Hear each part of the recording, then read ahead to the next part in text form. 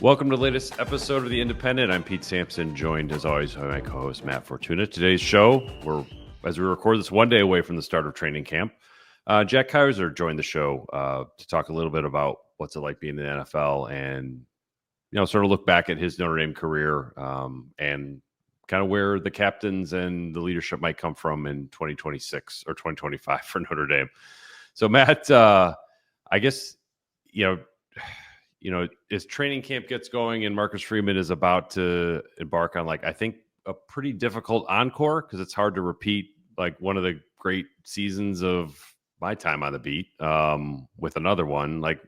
What are you most interested to sort of see as Notre Dame sort of gets back to work?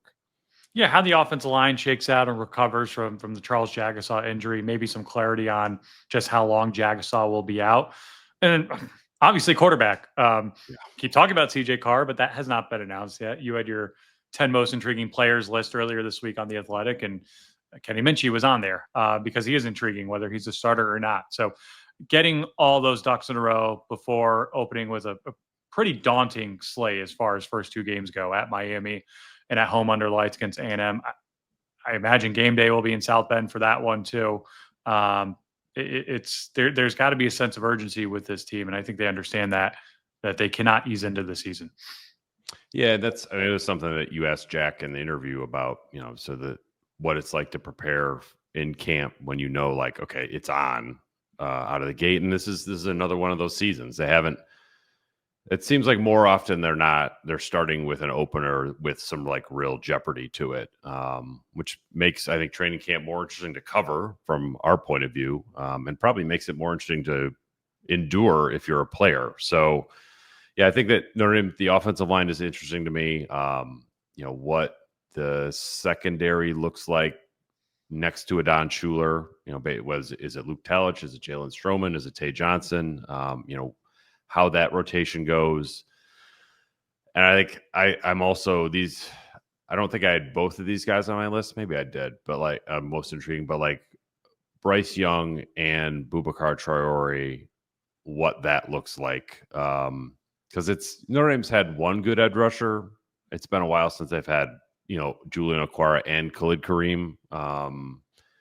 That I think sort of changes what the defense can be under Chris Ash. I think that probably we'll spend a lot of time in camp talking about, hey, what's new about the defense, and whatever answers we get won't be insightful at all because they're just not going to tell you.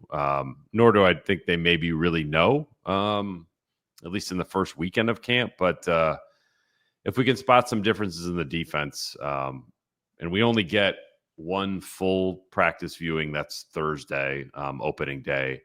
And I want to say there's 5 sort of partial viewings where we get to see maybe 20, 30 minutes. So it's not like we're going to come away with a whole ton of insight on that anyway. But, how Chris Ash fits into the coaching staff is interesting. One thing that was mentioned to me when I got together with somebody in the program this summer, I was asking him, who do you think the best assistant coach is on staff? And I thought, it'd be Mike Mickens or Mike Denbrock.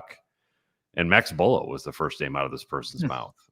So how the linebacker room is different without Jack Kiser, and how those guys progress, I think is going to be an interesting story to watch, because I do think Kingston Villamasa has a chance to be a great player at Notre Dame, and be a different kind of linebacker than what they've had. And they've obviously had some really good ones with Kiser, Maris Leofau, and JD Bertrand. No question about it. We're reaching the end of talking season and the beginning of actual football season with camp open by the way, Thursday. Thank God. I wrote about this. The discourse around the sport made me long for the days of should Notre Dame join a conference being a week-long story. It's funny because I wrote that yesterday on my site. I read that. I mean, Notre Dame, you sure you don't want to join a conference? I mean, you don't want to go behind closed doors and coordinate with 17 peers and come out with crazy ideas and whatnot. And by the way, you kept all $20 million from that playoff run last year. You didn't have to share it with anyone. Not a bad deal if you're Notre Dame. But the dominant point obviously was playoff talk in as far as Notre Dame's concerned, because they're going to have a seat at the table either way. The USC rivalry. And we spent a lot of time talking about this all off season, and it deserves a lot of talking about because it's an important rivalry. Lincoln Riley gave the whole rigmarole. Hell yeah, I want to play it, but we got to do what's best for us, and this is why we need automatic bids so we can still play games like that. I don't follow that logic at all. Ryan Day said something similar, right? He got asked about the Texas game, and it was, if we don't have automatic bids, why do we play big games like this? So what they're basically saying is we want to play these games so long as they don't actually matter, which to me cuts against if we win.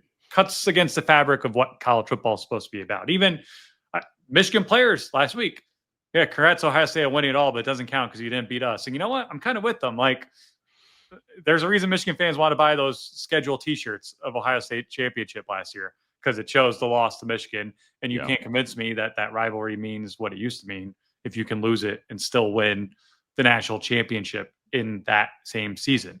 I talked to some people, privately around Big Ten media days just to get a better sense for what is going on with Notre Dame and USC. And I know you sat with Pete Pavacqua and a few others earlier this week as well. Sense I get, at least from the Big Ten side, is Big Ten is aligned both publicly and privately as far as trying to push this playoff thing through. It's not going to happen. No. But they're all kind of in a stalemate scheduling wise until then because they want to know what the system's going to be, what matters, and so forth. And Notre Dame obviously is looking for a long-term commitment. And I will say it's the one thing Notre Dame and USC fans can pretty much agree on is like, get your stuff together, schools, and figure this out. Because there's no reason this game should not be played. Now, does it have to be at the beginning, or excuse me, the middle and the end of the season? Not necessarily. And I think both sides have kind of met in the middle on that. But this needs to happen. I know USC's, they've kept that date open for next year to have Notre Dame in the regular season finale. Notre Dame certainly wants USC on their schedule as well. It just, there's not going to be a system where they're 4 automatic bids. The Big Ten needs the SEC on their side with this. The SEC is no longer on their side with this. I think, like everything in college athletics, college football in particular, there are off-season talking points that's conferences and commissioners spit out that are kind of a means to an end. In the case of the Big Ten, I think they really want to pressure the SEC to play 9 conference games. I think eventually that happens. I don't think it happens imminently. And in the worst case scenario for the Big Ten, I think they want to pressure the committee to say, hey, 9 conference games plus whatever we're doing non-conference matters a hell of a lot more than 8 conference games, which is what the SEC is doing. So I think at the end of the day, we'll probably have a 12-team playoff next year because I don't see all these commissioners and Pete Pavacqua again together and coming up with something new before December 1st. I agree. It's it almost feels inevitable to me. Which I'm fine with, by the way. 12, I think is pretty good. I think I like the 12-team playoff, and I like the 12-team playoff even more now with straight seeding than where we were a year ago. It's interesting to sort of get a sense of the politics of all this because I think that the Big Ten now feels very isolated. And I think that in the past, it was the Big Ten and the SEC are going to take their ball and they're going to tell everyone else what's happening. Despite having essentially absolute power, they've managed to fumble that away. And now it's the SEC and everybody else together. And then the Big Ten sort of on an island and frankly looking more ridiculous. Every time somebody I understand the criticism of Petiti not coming out and defending the plan, and then he came out and defended the plan and made it look worse. You can't say 8-4 is a playoff record. That would have been a great question to Lincoln Riley, Ryan Day, James Franklin, Sharon Moore. If Michigan was playing as good, Michigan beat Ohio State and Alabama to end their season. All right, playoff team. No, they lost 4 or 5 games last year. What do you think the reaction in State College would be if James Franklin went 8-4 and it was well, I heard this was a good season? Yeah, I mean, you'd get fired. Iowa would have been. That's the immediate reaction was you get fired at most schools for this. Iowa would have been, I think, the 6th seed in the Big Ten last year, and then had a chance to play into the playoff. And it's just I do think within the Big Ten, there's a recalibration of expectations, right? I think, especially with no more divisions, if you are in Iowa or Minnesota or Northwestern, Wisconsin. If you go 8-4 every year, you have a damn good program. And I think that's respectable. That doesn't mean you're a championship program and you should be playing for a championship. And there's a chasm between those two things. Yes. And they need to figure that part out. But even off the record, every AD and coach you talk to is on message with this is what we need to happen. They didn't love the 8-4 comment, and again, they're only 32 or 30, pro teams are 30 plus They're 130 plus in FBS. There's uniform scheduling in pro sports. There's not uniform scheduling in college football. We go down the list of why the 8-4 comment was misguided. But Big Ten won the last 2 national championships. They had 2 teams in the title game 2 years ago. They had team and Notre Dame in it last year. This is like their one moment to flex their muscle on the field. They already do it off the field financially toward the SEC and be like, hey, we're the new kings. We're the new bullies on the block. We're going to try to set the agenda here. And it's not going well. And, the SEC tried it at their spring meetings. Kalen DeBoer and Sankey and everyone had some pretty questionable comments. Pamphlet that they passed out. Yeah. And they backed off it pretty quickly. I do think Greg Sankey cares more about perception and the greater good of college sports, having been a lifer in that business. I would agree with that. And I think 4 automatic bids for any one conference or 2 conferences would accelerate the demise of interest in college football. And I think he realizes that. It's ridiculous. I give the Big Ten, like they've got a Stepford coaches vibe happening there, where everyone says the same thing, and they're just like, is there anything inside going on? Like, can we have a critical thought or an honest conversation? Apparently not, because they have talking points. But I think for Notre Dame, I will say real quickly, Dan Lanning actually had the best plan of all of them. He's like, if we're going to do that model, why don't we play the playoff right after the regular season? We had a full month off after going 13 and we got killed. But he's like, I'm not making an excuse. They were better than us, but why does that make sense? He's like, I don't think it's a coincidence that all 4 bye teams lost. Like, we need to re-examine this. That's fair. I thank you, Dan Lanning, for end the season early January, stepping outside of the Big Ten echo chamber there for a minute. I think one thing from Bavacqua's sit down this week that, like, the whole independence thing, like, I think Notre Dame is so secure in its independence now that we don't even ask about it. Like, it's just not. It's a foregone conclusion that there's no point in them joining anything. This is before the conferences like act like raving lunatics at their conference media days, and they're like, "Why do I want to be a part of this?" But financially, the NBC deal, the playoff access, I think Notre Dame has a lot of the similar financial pressures that everyone else has in college athletics with the House settlement and budgets and things that are going on in the federal government. Like, that is all very real at Notre Dame. They're not immune to that. But in terms of the independence point of view, I think Bavacqua views that as it's so secure that, like, you barely need to even discuss it anymore. I mean, I forget the name of the reporter, but a CNBC reporter put out last week that Notre Dame's NBC deal is $50 million a year, which I have no reason to doubt the veracity of that. But that's a pretty sweet deal. On top of all the other revenue you're getting from the ACC, the playoff, and so forth. So, I mean, if and when the SEC goes 9, I'll have some questions as far as schedules are concerned. You've got future series right now against Texas, Alabama, Florida. I wonder about those. But Notre Dame's such a big draw gate-wise that I don't think, like, the powers that be in the Big Ten SEC are going to collude to box them out scheduling-wise. And both of them would bend over backwards to get Notre Dame to join their conference in a minute, and no one can trust anyone in college athletics. So even if they did that, I wouldn't trust one of the other commissioners to not be like, well, hey, they don't want you. Come with us. It's the only way you'll fill out a schedule. If you got a home and home scheduled with Michigan, like, that's the one school that would try to, like, box you out potentially. Like, but they're on the schedule too. So if you can have Indiana, that series going, Indiana doesn't have a power conference. I'm shocked non-con. That Kurt Cinetti has not tried to get out of that series already. Maybe he's probably tried to get out of Indiana before that series. I would think so. Yeah, I love his, like, we're going to play an SEC schedule. And I was like, so do you mean like LSU's schedule? Because that's not what you're doing. Florida schedule, that's not what you're doing. The man talked a big game before he got there, and then he went 11-1. He's not going to slow down now. No, apparently not. But I think overall, like, in the, one thing that Bavacqua said that I guess I sort of agree with to a point, was like, he's like, look, college football is actually pretty healthy right now. And I was like, in some ways, yes. Like, the media interest way up.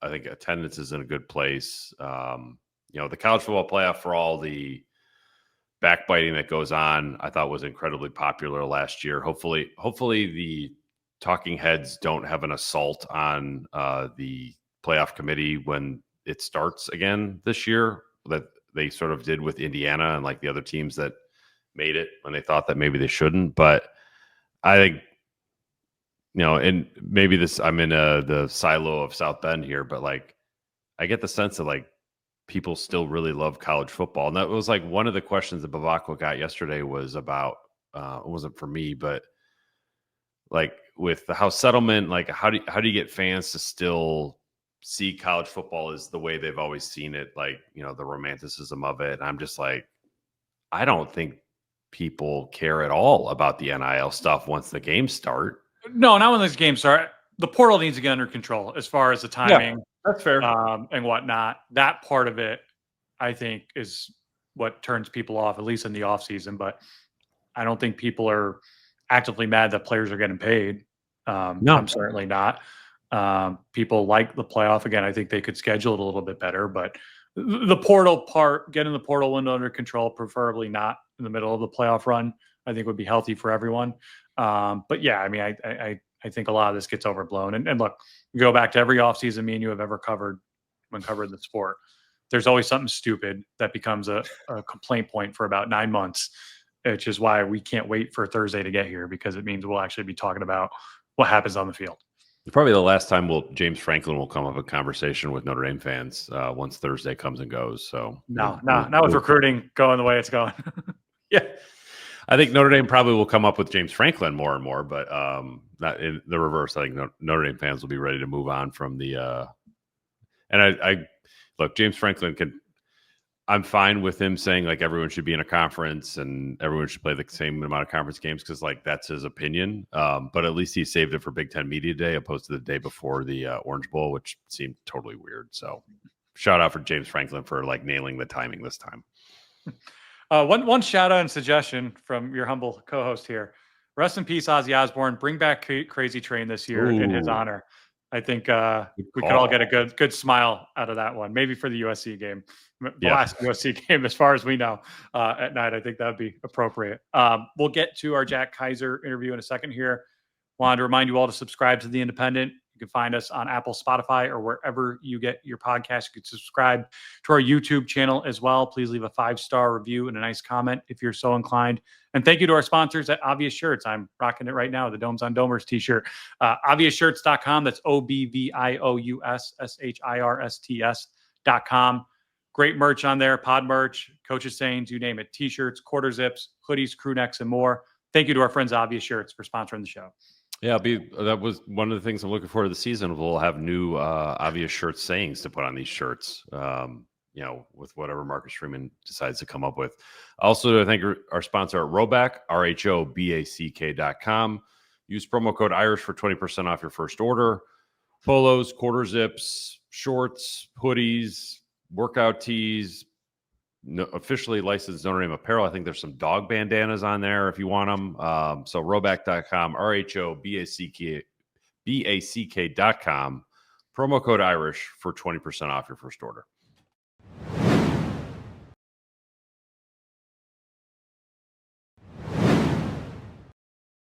All right, pleased to be joined by the show, Notre Dame's all-time leader in games played and current Jacksonville Jaguar, Jack Kiser, taking some time out from I think a pretty busy training camp schedule there in Jacksonville. Jack, I guess first, thanks for coming on the show. And what's it like being an NFL football player? Yeah, I'm excited to hop on with you guys. And being an NFL football player, it's pretty cool, but at the same time, it's a new title to it, right? You're an employee. You're going to do your job, so it's a little bit different in that respect. And I remember last time we talked, I asked you like, who's the best player you ever played against? It turns out it's the quarterback in your team. So I was interested about that, and going out and practicing every day with Trevor Lawrence, Travis Hunter, just like the level of competition, the jump from college, and what that's been like to experience and kind of get used to. Yeah, I mean, first off, like they're all grown men. They all know what they're doing out there. They know their technique really well, right? So you're not going to just fall into a play. That rarely happens. But then, you line up against guys like Travis Hunter and Trevor Lawrence and Travis Etienne and whoever it may be, and then you're like, wow, like this is the real deal. But then you also are playing next to guys like Trayvon Walker or Josh Allen and seeing them go to work and rush the passer, like that's pretty special. So it's been really cool to just see everybody compete and get after it. The really cool part too is like Robert Hainsey's here. He just signed.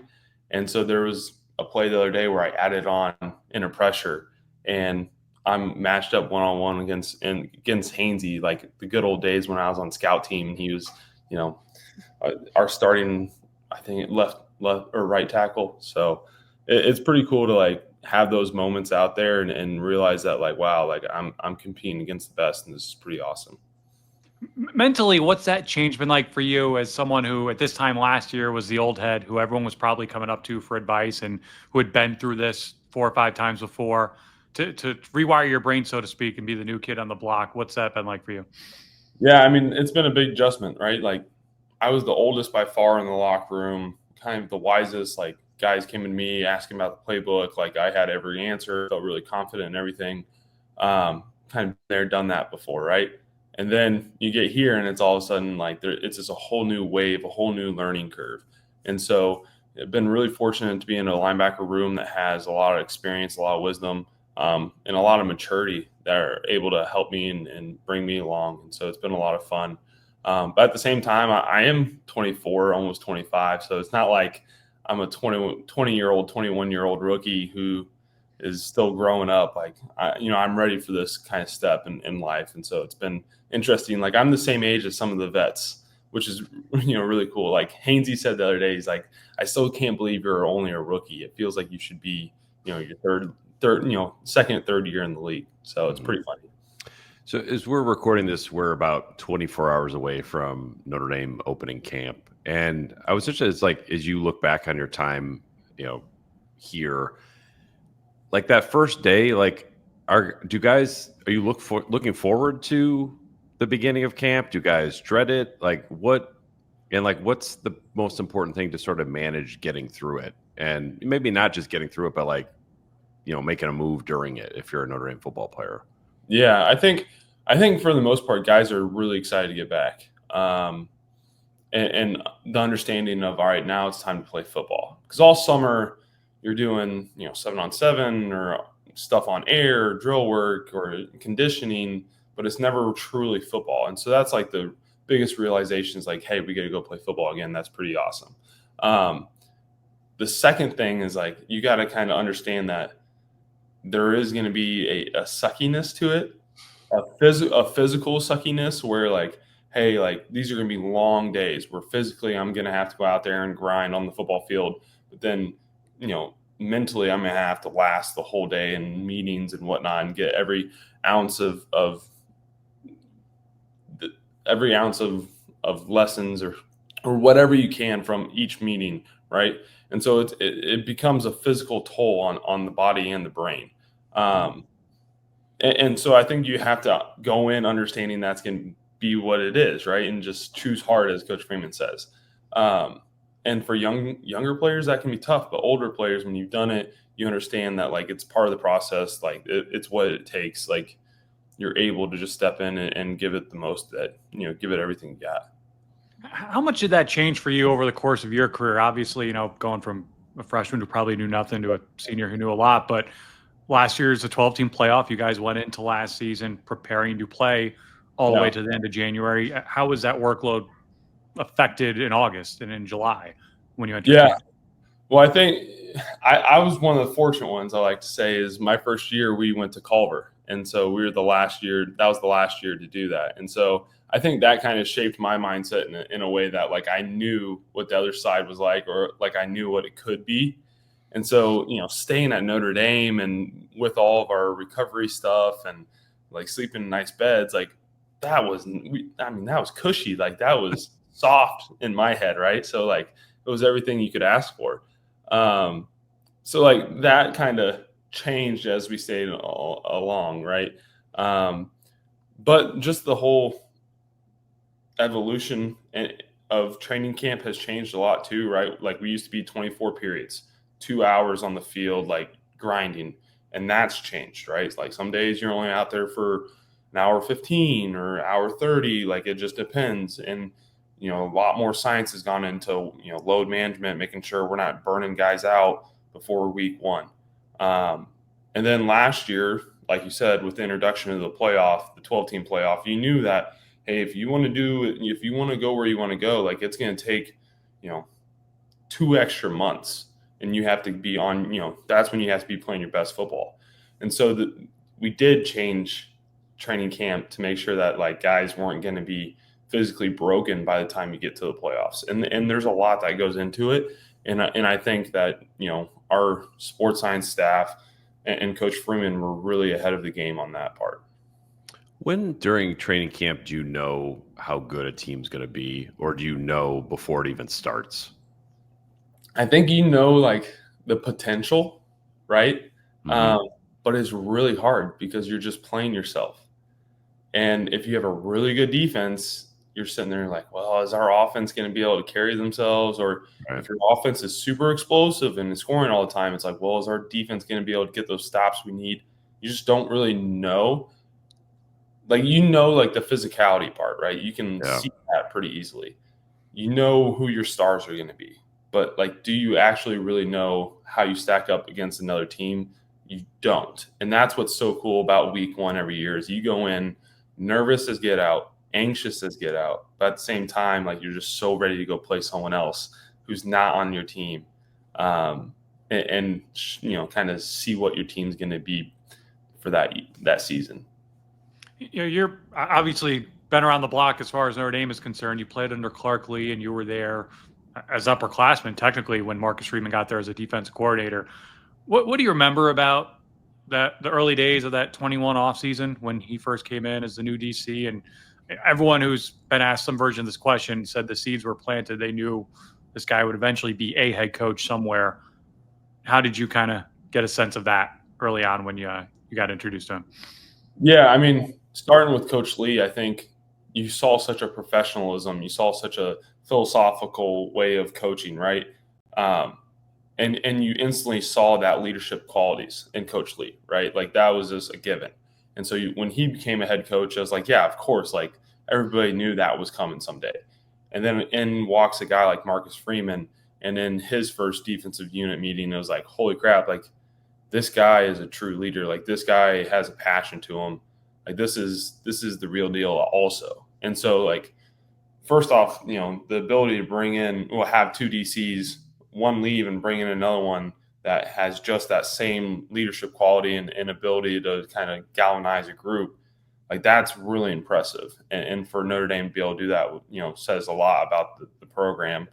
But then to kind of see Coach Freeman build those bonds so quickly, like, I think that's what people don't understand is how he was able to capture the heart and soul of that defense in such a quick matter in that spring. And then rolling into camp, like, we thought, like, we were playing so fast and having so much fun during that camp, I remember. And then when we go down to play Florida State, like, it was a whole new defense, but we were so excited to get down there. And I know we didn't play the best, but just seeing, guys out there flying around and the passion that Coach Freeman had, like, at that point in time, like, you're like, yeah, for sure, this guy's going to be a head coach somewhere someday, probably pretty soon. And sure enough, I think, 5 months later, he gets named Notre Dame's head coach. What do you think the biggest jump he made last year as a head coach was, from year 1 and year 2 to year 3? Yeah.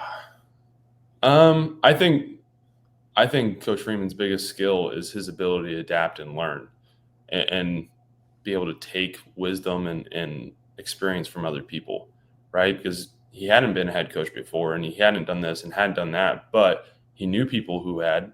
Like, he's surrounded himself with really successful people that he can learn from. And he certainly does that. And he doesn't just, like, hear something and, okay, got it. He actually implements it. And he believes in it, and he takes on that new perspective. And I think that's his greatest skill and his biggest asset as a head coach. You've obviously played a ton of games there. You made it all the way to the final night of the season last year. You were probably more than some of your teammates very emotional coming off that field and in the post game. I'm curious, how long does it take you, especially someone who has an NFL future, has to get ready for the draft? How long does it take you to get over, not necessarily the loss, but just that, like, you're never going to put on that Notre Dame football uniform again? Yeah, it was weird because for whatever reason, playing in the national championship, like it just didn't feel real. Like I don't think I had comprehended it going into the game that this was it no matter what.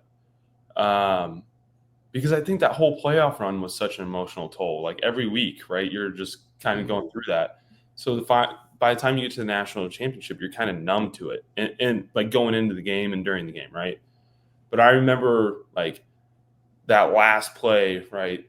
Like you see the clock go down, play ends, and you're just like that pit in your stomach, right? And you're just like, dang. And then like I saw Coach Laurinaitis, obviously he's at Ohio State now. He came running across the field, found me, and that's when it kind of hit me. It was like, dang, like this journey is kind of over for me.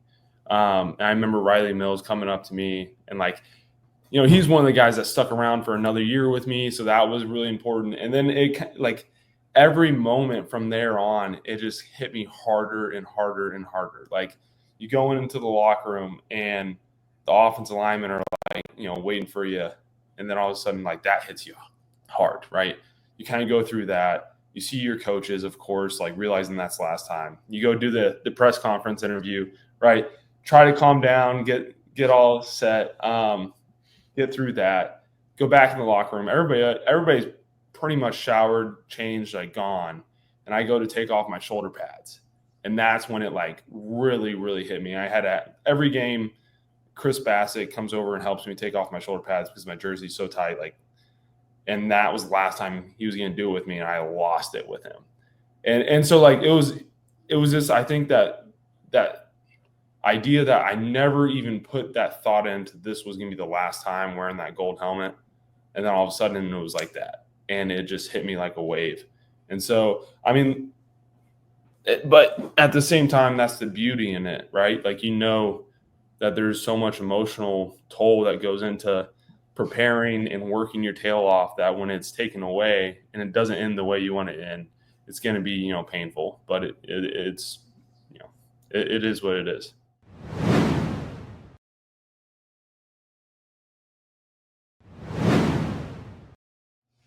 What the guys who are back in that position group, from King to Jalen, Jaden, Drake, and some of the younger guys, like what are you most interested to sort of see as a fan of them now?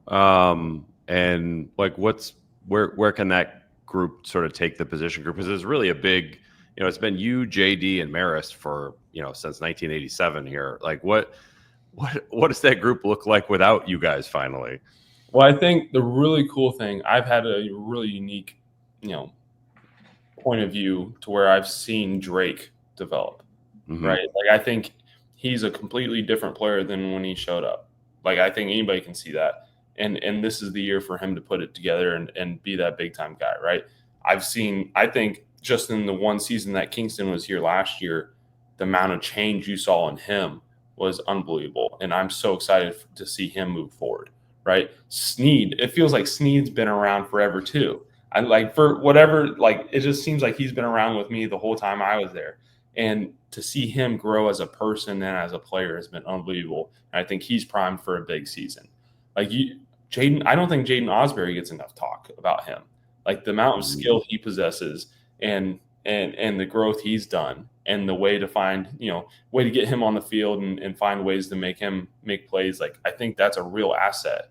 That whole room, I think the one word you can kind of describe them is just growth. Everybody has just gotten so much better. It's really cool to watch. And like I don't know, like I have a unique relationship with every single guy in that room. And like Kanu Kia, right?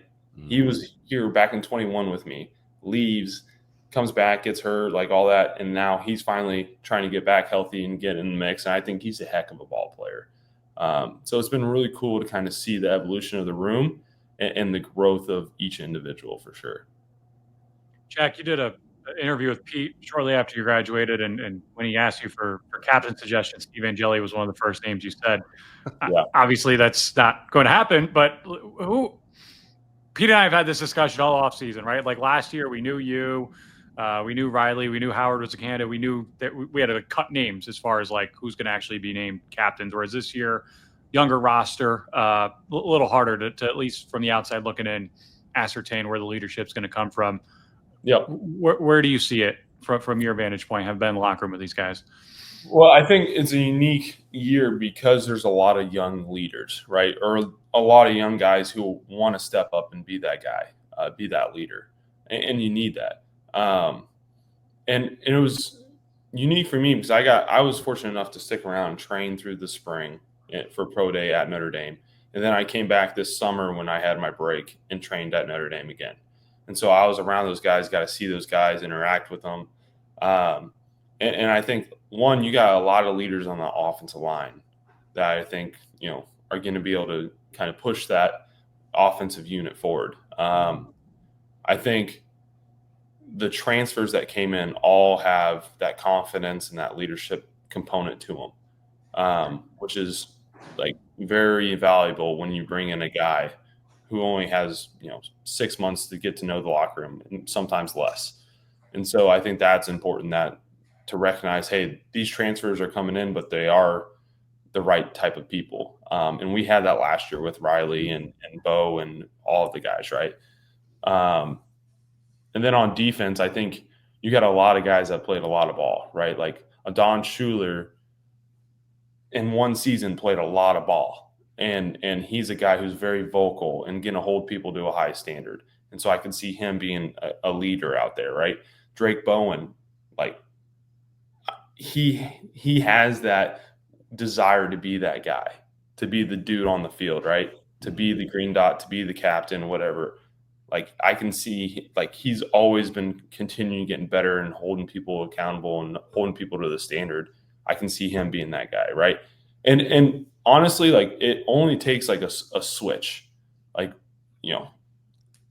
one player could be completely different than they were in spring ball coming in fall camp because that switch has turned to where it's game time now. And so it's going to be really interesting to see who are those the top leaders that emerge. But the one thing I know is like Coach Freeman's not just because you have a C on your chest doesn't mean like you're the only leaders on the team. And that's something that Coach Freeman's always kind of pushed. Like I only had a C on my chest for 1 year, but that didn't mean I wasn't a leader the other years I was out there. And so it's kind of that idea that, yeah, they don't have the age or the seniority that, we might have had in the past, but they're still leaders on that team for sure. Quick, when did that switch happen for you during your career? As far as like, I'm one of the guys now. Yeah, I think it was really at like midway through that 21 season where it's like, all right, like, hey, like I can be a leader on this team. Obviously, like we had Drew White and Kurt Heinisch, like those guys that were cemented leaders. But I saw the writing on the wall that like, hey, these guys are leaving and someone's gonna have to fill that void. And I got to start picking that up now. I can't wait until they're out the door. And so I think, Drake saw that last year, right? I think Adon has seen that with X and Ben leaving. Like he kind of saw that writing on the wall.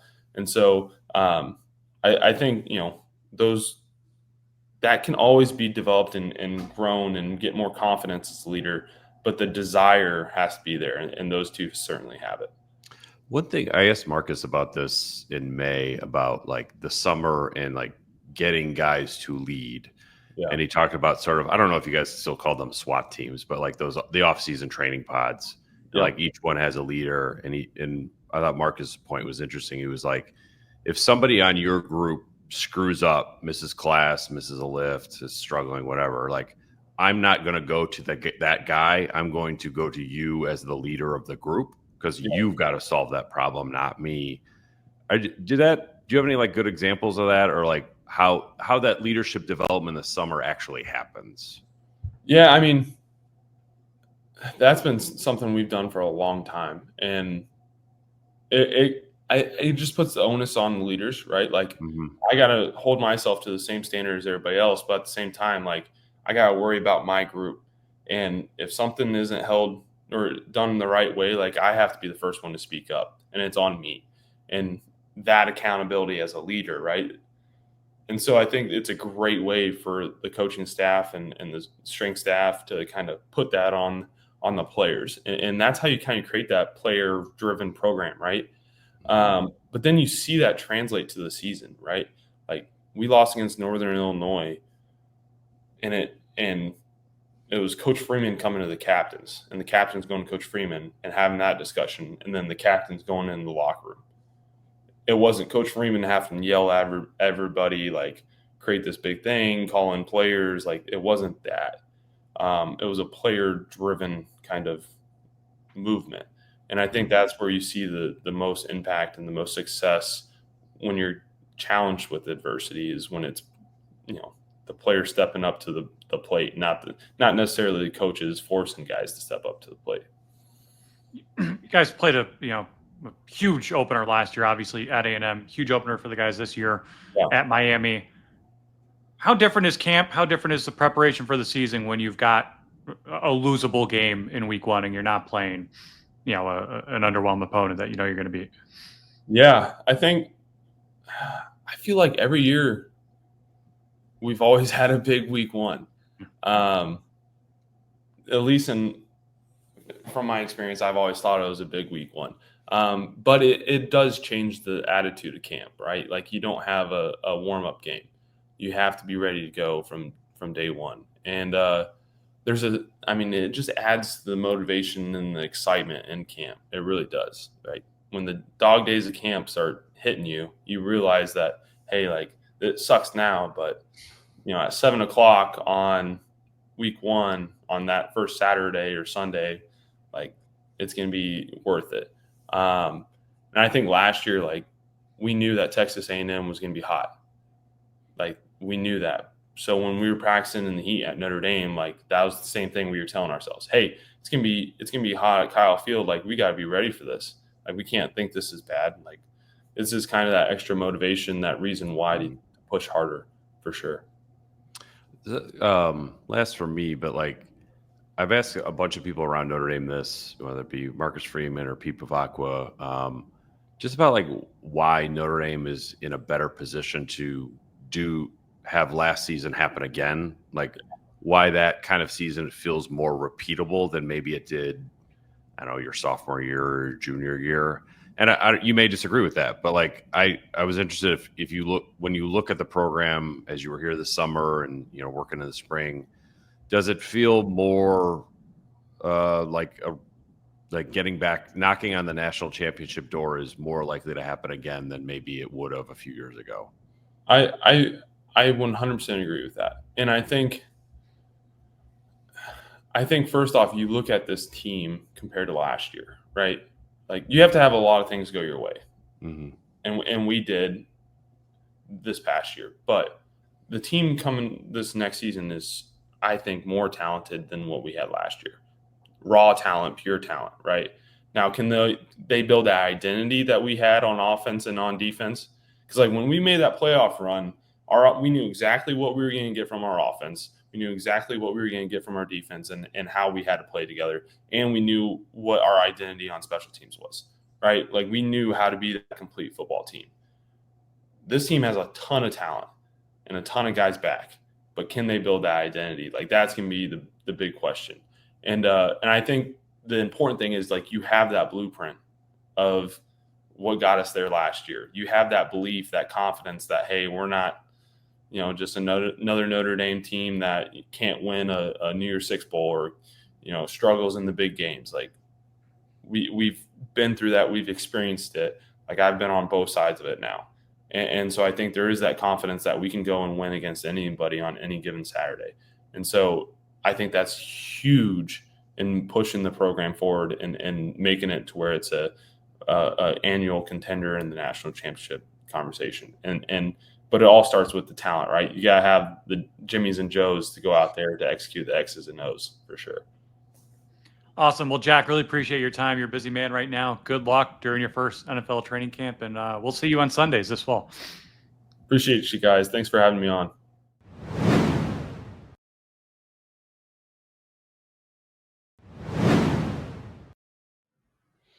Thanks so much to Jack for coming on the show. Some great insights on not only training camp at the NFL level, but at the college level, and what matters the most as Notre Dame gets the preseason going under Marcus Freeman here in 2025. Matt and I will be back early next week for our next episode of The Independent. As we talked about, Notre Dame opens training camp on July 31st. We'll get a full viewing of that practice, and then we have access to Marcus Freeman, I think both coordinators, running backs coach, Jay Sider as well, and a handful of players over the next 3 days. So The Independent will return next week with our next episode to talk a little bit about what we've seen as Notre Dame opens training camp 2025. Thanks for being with us here on The Independent.